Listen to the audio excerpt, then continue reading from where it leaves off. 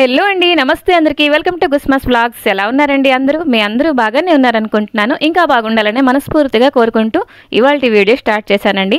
నేను వరలక్ష్మి పూజ ఎలా చేసుకున్నాను ఏంటి ఈ వీడియోలో షేర్ చేసుకుంటున్నాను. అలాగే ముందు రోజు పూజ కోసం చేసేటువంటి ప్రిపరేషన్లన్నీ కూడా మీతో షేర్ చేసుకుంటున్నాను. ఐ హోప్ మీ అందరికీ ఈ వీడియో నచ్చుతుంది. వీడియో కనుక చూసి నచ్చినట్లయితే లైక్ చేయడం మాత్రం మర్చిపోవద్దు. అలాగే మీలో ఎవరైనా ఫస్ట్ టైం మన ఛానల్ విజిట్ చేస్తున్నారా, దాన్ని సబ్స్క్రైబ్ చేసి సపోర్ట్ చేస్తారని కోరుకుంటున్నాను. చెప్పడానికి వెళ్తే బుధవారం నుంచే నేను పూజ కోసం పనులన్నీ స్టార్ట్ చేశానండి. కొన్ని క్లీనింగ్లు ఇవన్నీ కూడా ఉండే. ఇప్పుడైతే లక్ష్మీవారం రోజు ఇది ఈవినింగ్ నుంచి ఇంకా బిజీ అయిపోయాను అనమాట. లైక్ ఎలాగంటే వెండి సామాన్లు కొన్ని ఎలాగంటే మనకి నల్లగా అయిపోతాయి కదండి, అవన్నీ కొంచెం కొత్త వాటిల్లో మెరవాలి అని చెప్పేసి నా ఉద్దేశం. కాబట్టి సిల్వర్ డిప్లో ఇదైతే క్లీన్ చేసుకుంటున్నానండి.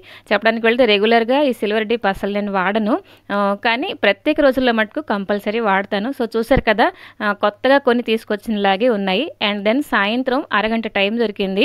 ఆ టైంలో ఏంటంటే దీపాలు పెట్టే టైం అనమాట. ఆ టైంలో కొంచెం గోరింటాకు కూడా పెట్టేసుకున్నానండి.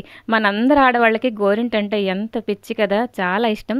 సో గోరింట పెట్టుకున్నాను కానీ ఎక్కువసేపు ఉంచలేదు, ఎందుకంటే నెత్తి మీద చాలా పనులు ఉన్నాయి.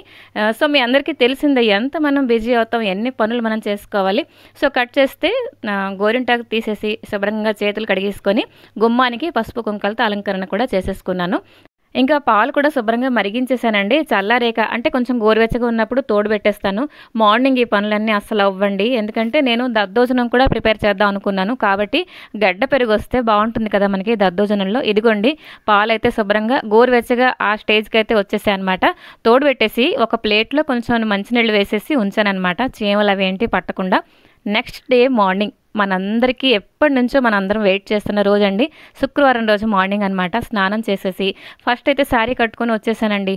ఇంకా నైటే కొమ్ము శనగలు కూడా నానబెట్టేశానండి. చూస్తున్నారు కదా అక్కడ చిన్న గిన్నెలో ఉన్నది. అండ్ ఇప్పుడు ఒక చిన్న ఇత్తడి బిందెలో నీళ్ళు అయితే నింపుకొని ఉంచుకున్నాను. ప్రసాదాలు అవి ప్రిపేర్ చేసుకోవాలి కదండి. అండ్ ఇప్పుడు పూజ స్టార్ట్ చేసే ముందరే ఈ పనులన్నీ అనమాట. చంద్రకాంతలు చేయబోతున్నానండి, కాబట్టి కొంచెం పెసరపప్పు కూడా నానబెట్టేశాను. ఎలాగో నేను పూజ చేసి వచ్చేసరికినండి దాదాపుగా ఒక గంటన్నర టైం అయితే పట్టేస్తుంది. అండ్ పరమాణం కూడా చేద్దాం అనుకున్నాను, కాబట్టి పాలు కూడా సిమ్లో పెట్టేశాను. అండ్ అమ్మకి చెప్పాను అనమాట, కొంచెం మరిగిపోతే ఆపేసే అని చెప్పేసి. సో ఫస్ట్ అయితేనండి పూజ మందిరం దగ్గర మామిడి కొమ్మలు కూడా పెట్టేసుకుంటున్నాను. కొన్ని మామిడి కొమ్మలు గుమ్మానికి అలంకరణ చేయాలండి, అవన్నీ పనులు మా అమ్మాయి చేసుకుంటుంది. సో ఇప్పుడైతే ఫస్ట్ దేవుడి దగ్గర ముగ్గు వేసేస్తున్నాను. మొన్న తీసుకొచ్చిన పువ్వులన్నీ కూడా చక్కగానే ఉన్నాయిలేండి.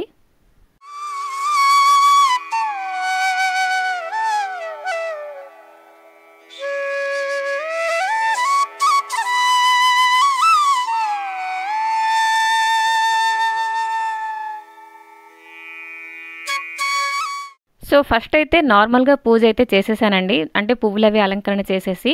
ఆ తర్వాత నేను ఏవేవి చదువుకోవాలో అవన్నీ కూడాను కిందన ఒక పేపర్ ఒకటి అంటే ఆసనం ఒకటి వేసేసి చదువుకున్నానండి. సో ఒక 2 కదంబం పూలు కూడా దొరికాయండి లక్కీగా. అండ్ కొన్ని పారిజాతం పూలు కూడా తేవడానికి ఉండేను, బట్ బావగారికి అయితే టైం కుదరలేదనమాట. ఇదిగోండి దీపాలకి కూడా చక్కగా కుంకుమ బొట్టులతో అలంకరణ కూడా చేసేసి నార్మల్గా దీపారాధన చేసేసాను. ఫస్ట్ అయితే నేను పళ్ళు నైవేద్యం పెట్టానండి. ఆ తర్వాత ఆ చిన్న ప్లేసే నాకు బ్యాలెన్స్ ఉందన్నమాట. ఆ తర్వాత సారీ, ఆ తాంబూలం, ఆ తర్వాత గాజులు ఇవన్నీ కూడా ఉంటాయి కదండి, అవన్నీ కూడా దేవుడి దగ్గర పెట్టాను అనమాట.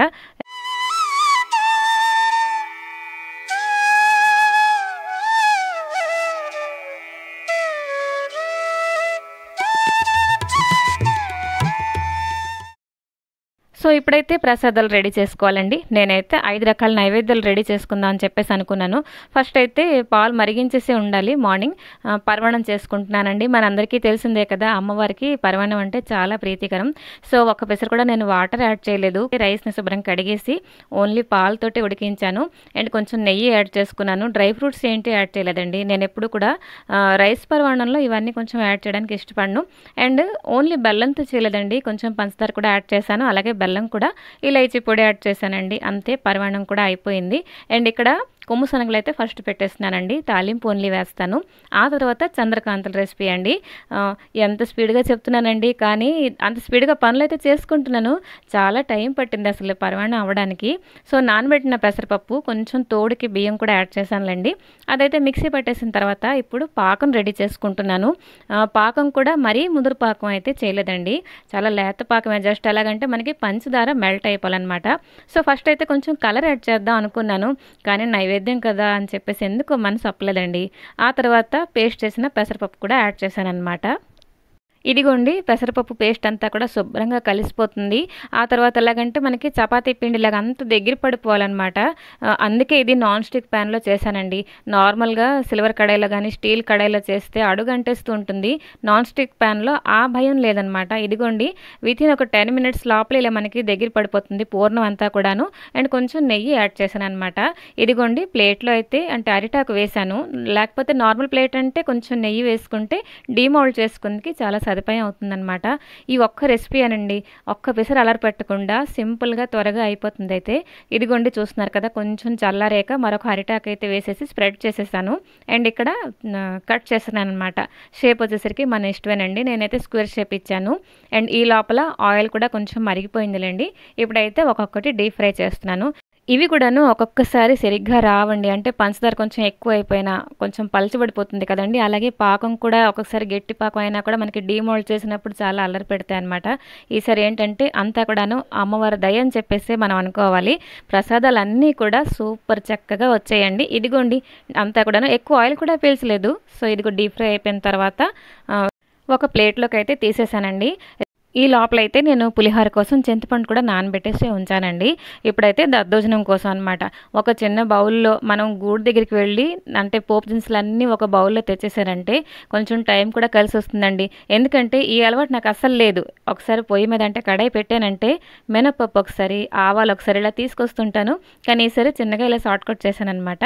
సో ఇదిగోండి కొంచెం అల్లం తురిమేసి వేశాను. దద్దోజనంలో అల్లం ముక్కల కంటే ఇలా తురిమేసి వేస్తే చాలా టేస్టీగా వస్తుందనమాట. ఇదిగోండి తాలింపు అయితే మొత్తం శుభ్రంగా వేగిపోయింది. కొంచెం గ్రీన్ చిల్లీ కూడా యాడ్ చేశానులెండి దద్దోజనంలో. ఆ తర్వాత దానిమ్మ పండు కూడా తీసుకొచ్చాను. గింజలు కూడా యాడ్ చేస్తానని చెప్పేసి. రైస్ ఏంటంటే పులిహోరకి అండ్ దద్దోజనంకి ఒకేసారి ఉడికించానండి. ఒక్కొక్కసారి నేను ఫ్రీ టైంలో ఓన్లీ పులిహోర చేయాలి అని అంటే పులిహోర అన్నం వండేటప్పుడే కొంచెం పసుపు వేస్తాను. కానీ ఈసారి అలా చేయలేదనమాట. రైస్ అంతా ఒకసారి వండాను. ఇదిగో బై 2 చేశాననమాట. దద్దోజనంకి మరి కొంచెం తీసేసాను. ఇదిగోండి సాల్ట్ కూడా వేసిన తర్వాత నైట్ తోడుపెట్టిన పెరుగు ఎంత చక్కగా తోడుకుందంటే అండ్ టేస్ట్ కూడా అంటే ఎక్కువ పులిసిపోలేదు. మేము తిన్నప్పటికీ నైవేద్యం ఎక్కువ పులిసిపోలేదనమాట.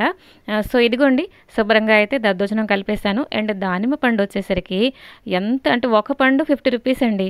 అసలు గింజలు పింక్ కలర్లో ఉన్నాయన్నమాట. అంటే కాయ ఏంటో అసలు మనకి తెలియలేదు. హాయ్ ఫ్రెండ్స్, పూజలవి అయిపోయాయా? ఇప్పుడే దద్దోజనం చేశాను. చంద్రకాంతులు ఒక 5 రకాలు అయితే చేయగలుగుతానమాట. హోప్ఫుల్లీ అందరూ కూడా బాగానే పూజ చేసుకుని ఉంటారని అనుకుంటున్నాను.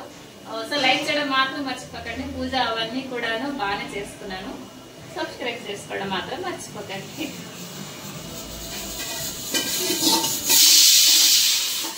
కట్ చేస్తే ఇప్పుడైతే తాలింపు వేసుకుంటున్నాను శనగలకి. ఇదైతే కొబ్బరికూర కూడా యాడ్ చేద్దాం అనుకున్నాను. కానీ జార్ అసలు ఖాళీ లేదు. సో కొబ్బరికూర అంతా స్కిప్ చేసేసి ఓన్లీ తాలింపు వేసాను అనమాట. ఆ తర్వాత పిండి వంట వచ్చేసరికి పులిహోర అండి. ఇది ఎంత వేరం అయిపోతే నా వంటంతా అయిపోతుందని చెప్పేసి అనమాట. తాలింపు అయితే నార్మల్గా వేసేసాను. అండ్ చింతపండు ఆల్రెడీ ముందే నానబెట్టేసాను కాబట్టి నానిపోయింది. కొంచెం పల్లీలు కూడా యాడ్ చేశానండి. అయితే కొన్నిసార్లు మెంతి పొడి అలాగే కొన్నిసార్లు నువ్వుల పొడి కూడా యాడ్ చేస్తానండి. కానీ ఈసారి సింపుల్గా చేశానమాట. సో మొత్తానికి 9 గంటలకల్లా నా 5 రకాల నైవేద్యాలు అయితే రెడీ అయిపోయాయి అనమాట.